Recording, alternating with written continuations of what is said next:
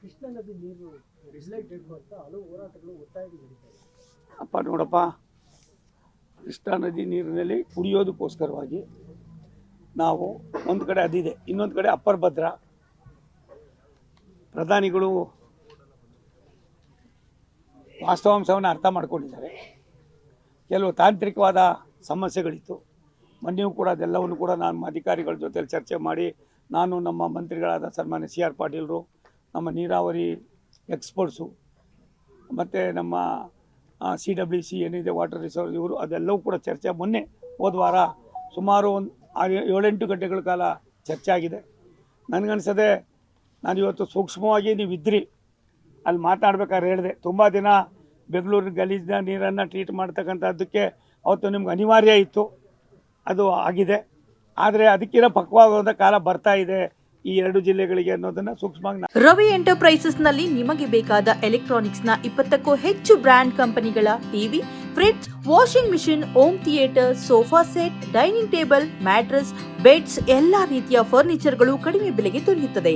ಹಿಂದೆ ಭೇಟಿ ನೀಡಿ ಕೋಲಾರದ ಸಂಗೊಂಡಳ್ಳಿ ಬಳಿ ಇರುವ ರವಿ ಎಂಟರ್ಪ್ರೈಸಸ್ ಮತ್ತು ಬ್ರಾಹ್ಮಣರ ಬೀದಿ, ದೊಡ್ಡಪೇಟೆ, ಕೋಲಾರ. ನಾನು ಕೂಡ ಹೇಳಿದ್ದೀನಿ, ಏನೇನೋ ಆಗ್ತಾ ಇದೆ. ಒಂದು, ರಾಜ್ಯ ಸರ್ಕಾರ ಯೋಜನೆಗಳನ್ನು ಮಾಡೋದ್ರೊಳಗೆ ನಿಸ್ಸೀಮರು. ಆ ಯೋಜನೆಗಳನ್ನು ಪೂರ್ತಿ ಎಲ್ಲ ಒಂದು ಕಡೆ ತಲುಪಿಸೋದ್ರೊಳಗಡೆ ಅವರು ಆಗ್ತಕ್ಕಂಥ ಒಂದು ಇದಿದೆಯಲ್ಲ ಗೊಂದಲ ಅನ್ನೋದಕ್ಕಿಂತ ಹೆಚ್ಚಾಗಿ ಅದು ಒಂಥರ ವಿಷಾದಕರವಾದದ್ದು. ಅದಾಗಬಾರ್ದು.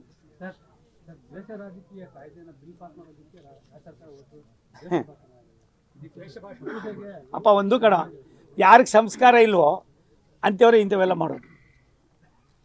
ಯಾರಿಗೆ ಸಂಸ್ಕಾರ ಇಲ್ವೋ, ಸಂಸ್ಕೃತಿ ಗೊತ್ತಿಲ್ವೋ, ದೇಶದ ಬಗ್ಗೆ ಅರಿವಿಲ್ವೋ ಅಂಥವ್ರು ಮಾಡ್ತಕ್ಕಂಥ ಒಂದು ಮೊಂಡುತನದ ಪರಮಾವಧಿ ಇದು. ನಮ್ಮ ಪರಮೇಶ್ವರ ರಾಜ್ಯ ಸರ್ಕಾರಕ್ಕೆ, ಪರಮೇಶ್ವರು ನಿಮಿತ್ತ ಅಷ್ಟೇ. ರಾಜ್ಯ ಸರ್ಕಾರ ಯಾರು? ಸಿದ್ದರಾಮಯ್ಯನವರು. ಅಲ್ಲಲ್ಲ, ಮಂಡನೆ ಯಾರು ಬೇಕಾದ್ರೂ ಮಾಡ್ತಾರೆ, ಅವರೇ ಮಾಡಬೇಕು ಅಂತ ಏನಿಲ್ಲ. ಆ ಮಂತ್ರಿ ಆಗಿದ್ದಾರೆ, ಅವ್ರು ಮಂಡನೆ ಮಾಡಿದ್ದಾರೆ. ಒಂದಪ್ಪ, ಅವ್ರು ಮಾತಾಡ್ತಾರಲ್ಲ ಬಹುತೇಕರು RSS ಬಗ್ಗೆ ಟೀಕೆ ಮಾಡ್ತಾರಲ್ಲ, ಅವ್ರಿಗೆ ಯಾವ್ದಾರ ಗೂಡ್ಸೆ ಹೋಗ್ಬಿಟ್ರೆ ಇನ್ಯಾರು ತಲೆಯಲ್ಲೇ ಇಲ್ಲ ಅವ್ರಿಗೆ.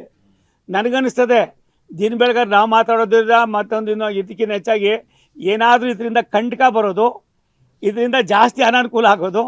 ಈ ಕಾನೂನನ್ನು ಎಲ್ಲ ಒಂದು ಕಡೆ ನಾವೇ ತೆಗೆದು ಕಾನೂನು ಇಲಾಖೆ ಕೊಟ್ಟು ಕೋರ್ಟ್ಗಳಲ್ಲಿ ಹೋಗಿ ನಿಂತ್ಕೊಳ್ಳೋದಕ್ಕೆ ನಮ್ಗಿನ್ನ ನಾವೇನು ಆ ಥರ ಸಂಸ್ಕಾರದಿಂದ ಇದೆಲ್ಲ. ಅದ್ರ ಒಂದು ಸತ್ಯ, ಯಾರನ್ನೂ ಎದುರ್ಸಕ್ಕೆ ಹೋಗಿ ತಾವೇ ಬಲೆಗೆ ಬಿದ್ದೋಗಿದ್ದೀರಿ. ನನಗನ್ಸೋದು ಇದೆಲ್ಲ ಪಾಪದ ಕೆಲಸಕ್ಕೆ ಎಲ್ಲೋ ನಿಮ್ಮ ಪಾಪದ ಕೂಡ ತುಂಬಿದೆ. ಆ ಪಾಪದ ಕೂಡ ತುಂಬಿರೋದ್ರಿಂದ ಇಂಥ ಪಾಪದ ಕೆಲಸ ಮಾಡ್ತಾಯಿದ್ದೀರಿ. ಇದರಿಂದ ನಿಮಗೆ ಗೌರವನೂ ಇಲ್ಲ, ಇದು ಆಗೋದಿಲ್ಲ. ನಾಳೆ ನೀವೇ ಇದರ ಫಲಾನುಭವಿಗಳು. ಈ ಏನು ಕೃತ್ಯ ಮಾಡ್ತೀವಿ ಅಂತ ಕಾನೂನು ಮಾಡಿದಾರಲ್ಲ, ಇದಕ್ಕೆ ಯಾರಾದರೂ ಫಲಾನುಭವಿಗಳು ಮತ್ತೊಂದು ಮಗದೊಂದು ಅನುಭವಿಸೋ ತೊಂದರೆನ ಮೊದಲನೇವ್ರು ಅವರೇನೆ.